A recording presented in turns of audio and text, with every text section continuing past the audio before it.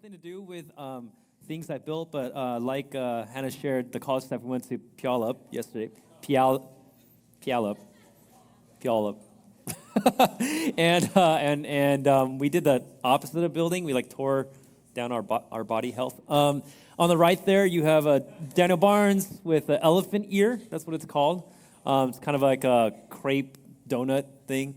On the left, there's Johnny with a hot dog. That took you 20 minutes to eat. Is that right? Yeah, it was gigantic. And in the middle there is me looking very unhappy because we're about to eat a deep fried cheeseburger. And we could not finish it. It tastes like 2 deep fried pancakes sandwiching a cheeseburger. I took a bite into it. My son saw it and he threw up, so it was great. Yeah, but it was fun time, good vibes.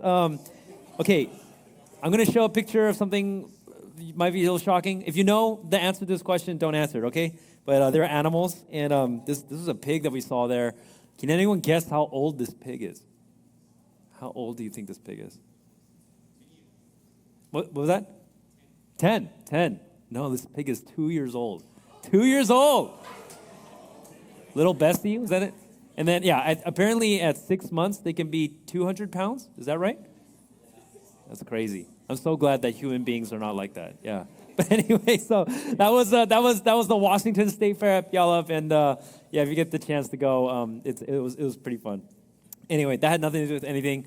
Let's go and jump into the message. It's good to see you guys again on this Labor Day weekend. Past couple weeks, we've been in Nehemiah, and a quick background on the story to catch you up. It's mid-4th century BC, height of the Persian Empire. And in the imperial capital, which is depicted here, lives a Jewish man named Nehemiah. And as far as jobs go, Nehemiah is pretty up there. He serves the king directly as the cupbearer, which is sort of like being the king's bodyguard and advisor. One day, some fellow Jews visit from Nehemiah's homeland, 900 miles away, Jerusalem. And Nehemiah asks concerning the state of Jerusalem, its people, its walls. And when Nehemiah hears that the walls are broken down and the city is in ruins, and its people in shame and derision, Nehemiah is crushed. And Nehemiah commits his life to rebuilding the walls of Jerusalem. And so today, we are going to look at how Nehemiah rebuilds Jerusalem's walls and thereby rebuilds Jerusalem's people. So this is a little outdated, but yeah, we're going to look at what did it take for Nehemiah to rebuild. So we're finally going to get into the activity of Nehemiah. I think this is a relevant question for us today. What does it take to rebuild? Because when we look at our world, we can see pretty plainly that sin has left our generation in ruins. You can see that people are isolated and empty. You can see that people are addicted, depressed, and anxious. People are distracted. They're pulled at every turn towards escapism. And people are blinded by how the world's lies around individualism, around materialism, around relativism, these isms that the world sells us, they're blinded to how they are ruining their own lives by following these isms. So how do we rebuild a generation ruined by sin? What does it take? What can we learn from Nehemiah about this? So with that in mind, let's read our text. Just warning in advance, these names are going to kill me, but I'm going to try my best. All right, so Nehemiah 3, you can follow on the screen or in your handout. I worked really hard on the handout today, by the way. I hope helps. Anyway.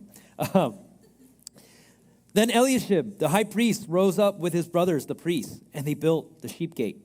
They consecrated it and set its doors. They consecrated it as far as the Tower of the 100. Look, the hundreds made it into Nehemiah. As far as the Tower of... Inside joke, sorry. As far as the Tower of Hananel. And next to him, the men of Jericho built. And next to them, Zachar, the son of Imri, built. The sons of Hassanah built the fish gate. They laid its beams and set its doors, its bolts, and its bars. Next to them, Meremoth, the son of Uriah, son of Hakaz, repaired. And next to them, Meshullam, the son of Berechiah, son of Meshezabel, repaired. And next to them, Zadok, the king of Bena, repaired. The son of Bena, repaired. And next to them, the Tekoites repaired. But their nobles would not stoop to serve their lord. Joiada, the son of Paseah, and Meshullam, the son of Besodeah, repaired the gate of Yashana. They laid its beams and set its doors, its bolts, and its bars. And next to them repaired Melatiah, the Gibeonite, and Jadon, the Meronothite, the men of Gibeon and of Mizpah, the seat of the governor of the province beyond the river. Next to them, Uzziel, the son of Herahiah, son of goldsmiths, repaired. Next to him, Hananiah, one of the perfumers, repaired. And they restored Jerusalem as far as the broad wall. Next to them, Raphiah, the son of Hur, ruler of half the district of Jerusalem, repaired. And next to them, Jediah, the son of Harumaph, repaired opposite his house. And next to him, Hattush, the son of Hashabneiah, repaired. Malchijah, son of Harim, and Hashab, the son of Pahath Moab, repaired another section, and the Tower of the Ovens. I'm going to choose easier names. Next to him, Shallum, the son of Halohesh, ruler of half the district of Jerusalem, repaired, he and his daughters. Hanun and the inhabitants of Zanoah repaired the valley gate. They rebuilt and set its doors, its bolts, and its bars, and repaired 1,000 cubits of the wall as far as the dung gate. Malchijah, the son of Rechab, ruler of the district of Beth Hacherem, repaired the dung gate. He rebuilt and set its doors, its bolts, and its bars. All right, we're going to stop there, but I think we get the gist. For another 17 verses, Nehemiah 3 goes on, but I think we got it. Nehemiah 3 is a detailed record of who built the wall and which part. And when you read Nehemiah 3, you realize that there were a lot of people involved. There were about 40 people named, not just people, but groups of people named in this record. And I think that gives us our first lesson. Our first lesson for what it takes to rebuild is that it takes everyone's contribution. It takes everyone's contribution. Rebuilding the wall was a massive project. Scholars estimate that the wall was about 10 feet thick, 30 feet tall, 2.5 miles long on average. So think like one basketball hoop deep, 3 tall, and 140 NBA courts long. Right? This was a massive project, not just because of its scale, but because of its structure. You guys know this, a wall is only as good as its weakest point. As soon as there's any hole, as soon as there's any gap, the wall is useless, right? It really doesn't take much for an enemy army just to, boom, punch through that wall and go through. So this was a huge project. Every part had to be sealed and raised to the right height. And so to repair it, it took everyone's contribution. And that led to some very interesting characters repairing the wall. In verse 1, we have the priests, right, leading the charge, taking a break from their temple and ceremonial duties to repair the wall. That's not really part of their job description, right? Construction. Verse 8 is interesting. We have the goldsmiths and the perfumers. Not exactly the manual labor type. These are makers of luxury goods. If you imagine the product designer of Chanel or Tiffany's jewelry grabbing a wheelbarrow and, carting off some rubble, like that's not exactly your first image, right? And then verse 12 is that, this is my favorite, Shallum, the son of Halohesh, ruler of half the district of Jerusalem, so he's a civil servant. He repaired, he and his daughters. I could tell you that as a father, when I think about my daughter Brooke, or maybe when Kevin thinks about his twin daughters, Addison and Eileen, he's not exactly envisioning construction in their future, right? It's not exactly what we think about. So why are these people here in this record? It's because this is all they had, right? This project was so big, Nehemiah just had to take whatever he could get. He couldn't be picky. It's like, you're a warm body. Can you lift a rock? Can you use a hammer? Great. All right, let's do this. And I don't know if you've ever been in that kind of situation where you just needed any warm body. Maybe it was a big group project at school, putting on a play or a musical like Acts 2 Live. Maybe it was a community service project. I don't know if you guys have ever been part of a big community service project where, like, for a whole day, everyone just cleans up the city. We used to have that in Berkeley project, right? Or maybe you go to a beach and everyone's there picking up trash. This past June, I was in our new training center and I hit this moment. We were preparing this huge building for everyone, and here's a picture of our auditorium. It fits 2,000 people, right? And what you guys maybe don't know is that the echo in the auditorium was really, really bad. It was really, every time the preacher preached, the echo would come back at him. It was really distracting. And so behind this curtain, there's actually a curtain right here. Behind this curtain, we spent a full day hanging sound panels from the ceiling to the floor to absorb the noise and dampen the echo. So here's what it looked like. Each one of these riggings, each one of the fiberglass panels is 4 foot by 8 foot. So this thing is like 25 foot tall. Right, and we were using pulleys, and we got all these chains and everything. We installed about 20 to 30 sets of these all along the auditorium. It took almost all the guys that were there. It took almost a whole day. Now, what if I excused myself from this project? I said, hey, we need all the guys, come, let's build this. And I said, I didn't major in sound engineering or acoustics, right? How would you have reacted? What if I said, I don't really like working with fiberglass. It makes me all itchy and stuff like that, right? You'd be like, get over here, let me rub this fiberglass on you, right? But that's what the nobles of Tekoa did, right? Verse 5, it says that next to them the Tekoites repaired, but the nobles would not stoop to serve their Lord. They thought that the manual labor was beneath them. And when we read this, we're like, this is so wrong, right? That hits you as, this is wrong, but why does that hit us as wrong? Well, it's because a project of this scale and a project of this need takes everyone. It doesn't matter who you are, what your job is. We are trying to build a wall here. This is a matter of life and death. This is a matter of our survival. This is about who we are as a people, as a city, and so we need everybody. And that's the thing, right? When the project is that big and that needed, the nature of the project is we need everyone. We need everyone's contribution. And something is better than nothing. It doesn't matter if you can make a big contribution or a little one. It doesn't matter if you could build 2 sections and a gate, or you just work on the small section right across from your house, as many of them did in chapter 3. If you read it, there's several guys. They just build the part right across from their house. It doesn't matter if you're in construction. It doesn't matter if you're in cosmetics. This project needs everyone's contribution. And that's how it is with the work of God today, right? If there's a mission or a project that's bigger than building these walls, if there's a mission and a project that's more necessary, it's the work of God today to spread the gospel, to make disciples. It takes everyone. Just think about the scale of the gospel mission. Jesus tells us to take the gospel to the whole world. In Acts 1:8, he says, "You will be my witnesses in Jerusalem, in all Judea, and Samaria, and to the end of the earth." Matthew 28:18-19, "Go therefore and make disciples of all nations." I hope you guys have been keeping up with the updates from our brothers and sisters in Indonesia and Thailand and so on. We've been getting updates, how things are going. And every time I see them, I'm reminded, it's like 10 Christians for a country of millions of people who don't know the gospel.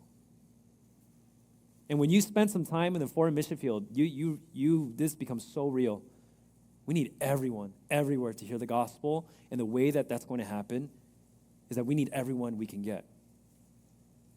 But it doesn't just apply to this worldwide mission. How about just our backyard?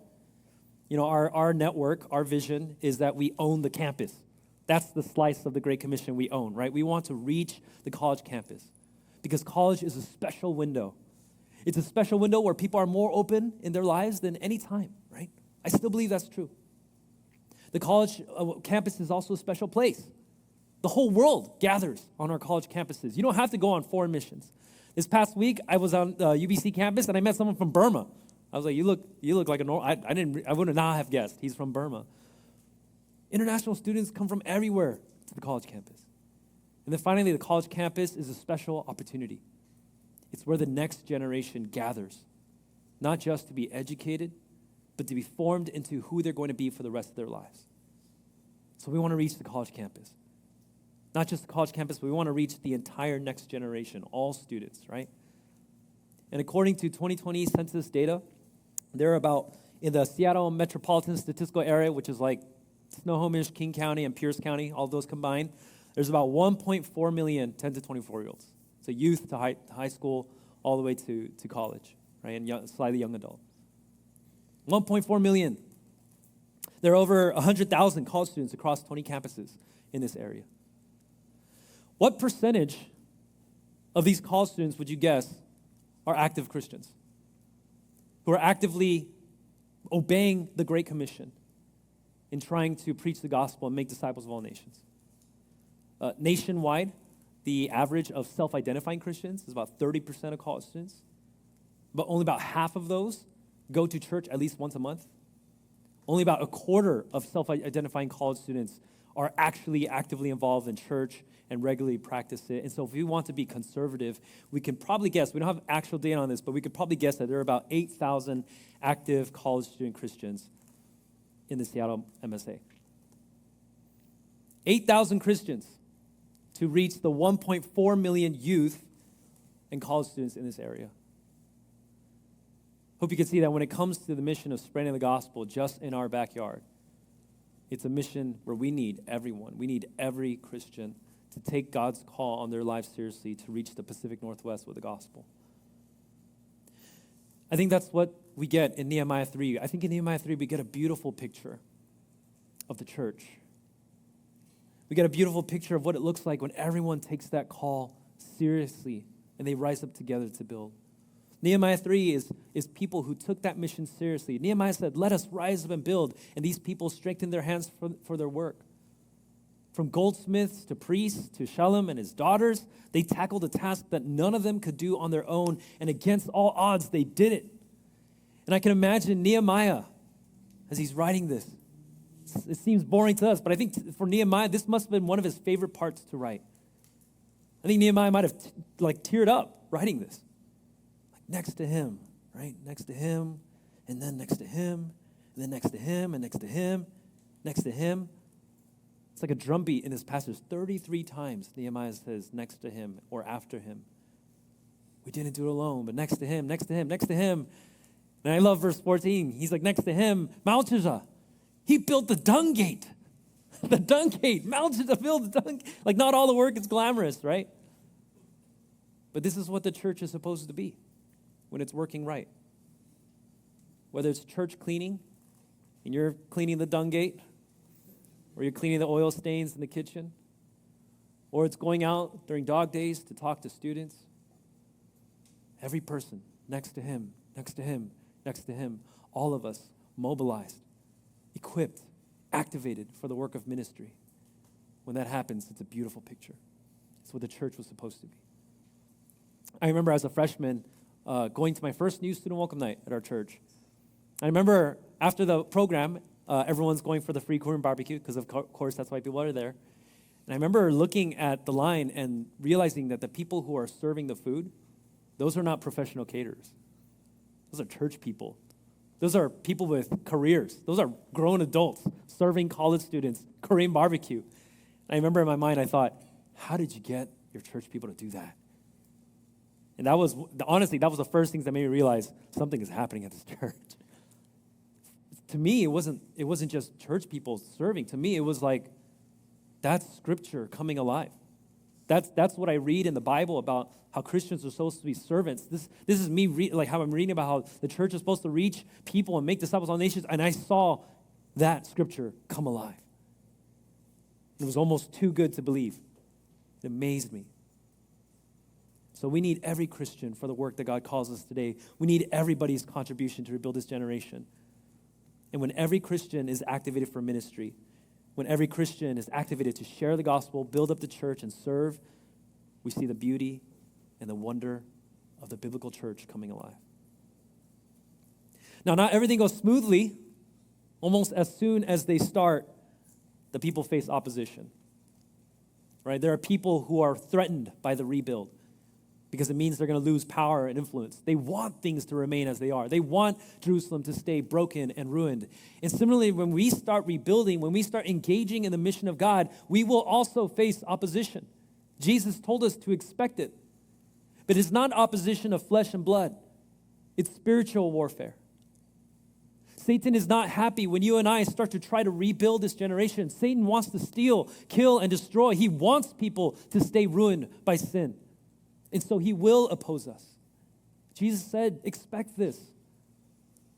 I heard a pastor ministering in the inner city. He put it this way once. He says, when you engage in the mission of God, you put yourself in Satan's crosshairs. So what can we learn from Nehemiah about what that opposition looks like and how we ought to respond? Let's dig into this.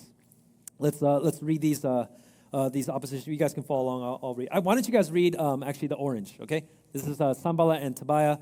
They're other rulers in the province and in the region, and they're the main opposers. So you guys, give me your best, like mocking, accusing voice, all right? Okay, so you read the orange.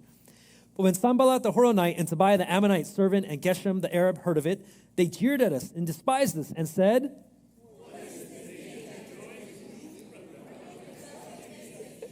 Good. Let's do it again. And he said in the presence of his brothers and of the army of Samaria,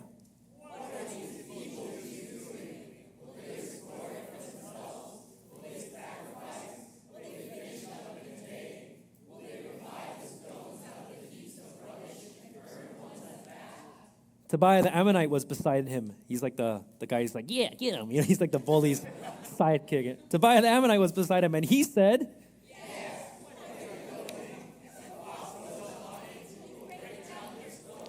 wow, good job, guys. You guys are humoring me today. Okay, I'll take the last one. It's a little longer. I'll take the last one. They plotted together. They all plotted together to come and fight against Jerusalem and to cause confusion in it.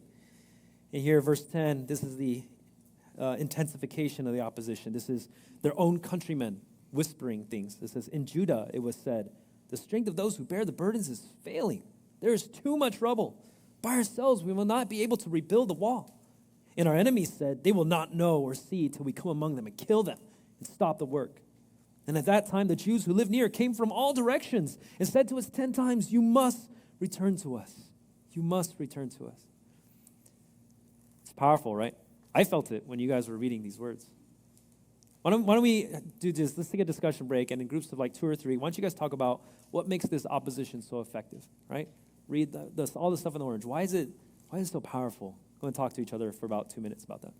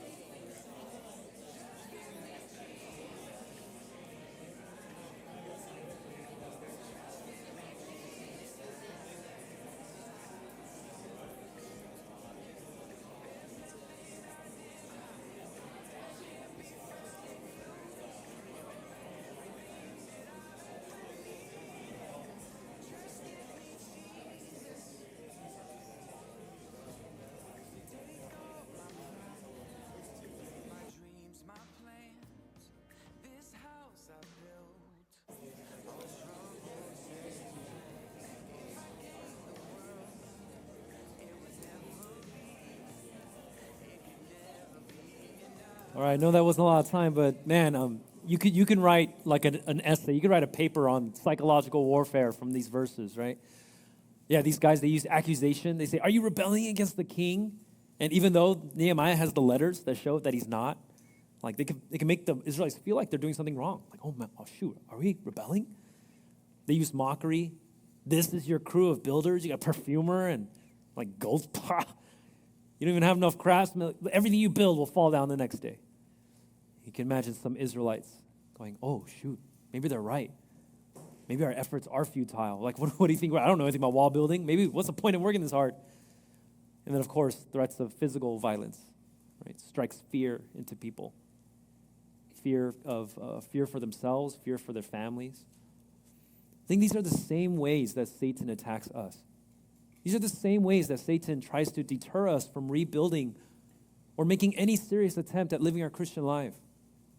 Yeah, just like Sanballat and Tobiah, Satan also makes it feel like as if you are doing something wrong when he uses his accusations and mockery and fear. Maybe you hear stuff like, what are you doing evangelizing? You're just imposing your beliefs on other people. It's so arrogant. Or maybe you hear something that's more like, you kidding me? You Christians are so intolerant. The church has done way more harm than it's done good. Or maybe you hear, you, a minister, who do you think you are? What about all the sins you're dealing with? What about your past?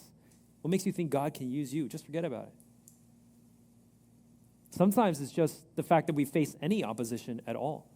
Any kind of restrictions or limitations, any sort of opposition, and suddenly you just feel like, man, am I doing something wrong here? And so you walk around feeling ashamed and afraid. You might even know that everything that I just said is not true. It's totally not true that if you look at history, the church has done way more good than it's done bad. Like you might even know, like, no, evangelism, like I got to do this. And yet when you hear those words, you just shrink. And so you hide your faith. You dig it in a hole and you bury it. And you don't want anyone to find out that you're a Christian lest you be despised. I think it's really notable when this happens in the story of Nehemiah. In the story of Nehemiah, the opposition intensifies at the halfway point. It says in chapter 4, verse 6, so he built the wall, and all the wall was joined together to half its height, for the people had a mind to work. It's at this halfway point when the physical violence becomes the threat, and they get struck with fear. And that's when all throughout Judah it is said, like, it's too much trouble, we're going to come, we're going to kill you. You can't do this, come, return to us. Go, leave Jerusalem, just go back to your farm. Yeah, I think that's so true to life, that it's in the middle of a project or a middle of an endeavor, that's when things get hardest. And that's the most tempting point to give up. In the beginning, things are novel. When the end is in sight, it's exciting. But just like in a marathon or an essay or anything that you're doing, the halfway point is where things get hard. Here's the thing, though. A lot of Christian life is lived in the halfway point. A lot of Christian life is you're just in the halfway point, you're in the slog, there's opposition, and the opposition is getting to you. What does it take in those moments? What does it take to rebuild? The answer we get in Nehemiah's response, as well as the response of his fellow builders, is that it takes everyone's courage. It says in Nehemiah 14, and I looked and arose and said to the nobles and to the officials and to the rest of the people, do not be afraid of them. Remember the Lord, who is great and awesome, and fight for your brothers, your sons, your daughters, your wives, and your homes. From that day on, half of my servants worked on construction, and half held the spears, shields, bows, and coats of mail. And the leaders stood behind the whole house of Judah who were building on the wall. Those who carried burdens were loaded in such a way that each labored on the work with one hand and held his weapon with the other. And each of the builders had his sword strapped at his side while he built. So we labored at the work, and half of them held the spears from the break of dawn until the stars came out. I also said to the people at that time, let every man and his servant pass the night within Jerusalem, that they may be a guard for us by night and may labor by day. So neither I nor my brothers nor my servants nor the men of the guard who followed me, none of us took off our clothes. Each kept his weapon at his right hand. It's an amazing response, right? Nehemiah and his friends, they rally. A switch flips. They roar to life. They show a greater solidarity. They say, none of us are leaving the city. We're all sticking together. They double down. Some of them do double duty. Sword and spear in one hand, shovel and pickaxe in the other. Some of them don't take showers. Some of you guys are like, yeah, you know. Some of them don't take showers. They sleep in their work clothes. They rise at the crack of dawn and work until night. Switch flipped. Just roar, and they finish the wall. And what did Nehemiah say? What was his epic battle speech, his rallying cry? No, Nehemiah did not cancel the apocalypse. He did not call for the Avengers to assemble. He says, do not be afraid of them. Remember the Lord, who is great and awesome, and fight for your brothers, your sons, your daughters, your wives, and your homes. Let's read that all together. Let's like put on our best epic battle speech voice. King Theoden and Captain America and, you know, what's his name? Marshall Pentecost? Yeah. This is our best speech, all right? Best speech name. Let's say what's in orange. 1, 2, 3. Do not be afraid of them. Remember the Lord, who is great and awesome, and fight for your brothers, your sons, your daughters, your wives, and your homes. You guys were a little better at the mocking, but that's okay. No, that was good. So Nehemiah calls them to remember the Lord, who is great and awesome. That's the first thing. He reminds them that as big as their opposition is, God is bigger. And sometimes we lose sight of that. Sometimes when we face opposition, sometimes we're at the halfway point of Christian life. When we are accused, when we are mocked, when we are made to feel like we did something wrong and we are not enough, we feel small. It makes me feel little old me. What was I thinking trying to live Christian life? What was I thinking trying to obey the Great Commission? And the truth is you are small. You are inadequate. That's what makes these things so powerful, right? Is that they're kind of true. They're partially true. But what else is true? What else is true is that God is for you. God is for us. Not because we're special, but because we are doing God's work. We are joining God in restoring what sin has ruined in our generation. And we're not doing it because we're awesome. We're not doing it because we're great. We're not doing it because we're qualified. We're not doing it because we're going to succeed by our own competence. We're doing it because it's God's work. And our confidence is in God, who is great and awesome, who transforms even the unlikeliest people to be his prophets, who promises that if we rebuild the walls, like he will come and he will help. He will do that work. And if we join in him in doing that, he will actually rebuild. God is great and awesome. Secondly, Nehemiah reminds them who they're fighting for. Fight for your brothers. Fight for your sons. Fight for your daughters, your wives, your homes. Man, if you need a way to get like your husband to take out the trash, you fight for your sons, your daughters, Go get the milk. It'll do some things. There's something about the way guys are wired, like, I don't know if you've ever had this experience of being reminded who you're fighting for. And you find yourself fighting differently. Viktor Frankl, a Holocaust survivor, interestingly, quoting Nietzsche, I said that wrong too. Interesting, he put it this way about the Holocaust. He said, "He who has a why can endure any how." And I want to paraphrase that today, kind of combining what we're reading in Nehemiah. I'm going to say you fight differently when you know why you're fighting. When you know why you're fighting, you fight differently. See, what opposition does to us and what happens at the halfway point of Christian life is that you forget your why. Oftentimes, people give up at opposition and give up at the halfway point because they lose their why. But the opposite is also true. It's often when you face opposition and when you hit that halfway point that you ask yourself why. And you ask yourself, why am I doing this? So it's actually an opportunity to dig deeper and to be refreshed and to understand your why in a more robust way. And when you get to refresh that why and you know why you're fighting, you fight differently. So do you remember why you're fighting? Is that fresh on your mind and your heart? When you serve to build up the church, does it stir you up to remember that you're serving your brothers and sisters in Christ? That this is the spiritual family God's given you? When you're sitting across from that youth, or you're sitting across from that college student, or maybe that coworker, does it add courage to you? That's literally what it means, encourage. To add courage, to put in courage someone. Does it add courage to you to remember this is a lost brother and sister? And you are fighting the very forces of hell to save their soul. If it's not fresh, you need that reminder. When you're in the work of rebuilding, when you're facing opposition, when you're in the halfway point, and maybe it's not even rebuilding what sin has ruined in our generation, maybe it's just to rebuild what sin has ruined in your own life. You need to be reminded of why we fight and that we are encouraged. Literally, God puts courage into us when we're reminded by why we fight. As a result of this, everyone doubles down their efforts. The rebuilding happens, and Sanballat and Tobiah, they continue to oppose. The intensification continues. They attack Nehemiah himself. They plot schemes to try to assassinate him. And then in the middle of all that, out of the blue almost by accident, suddenly in Nehemiah 6, we get this. So the wall was finished on the 25th day of the month of Elul in 52 days.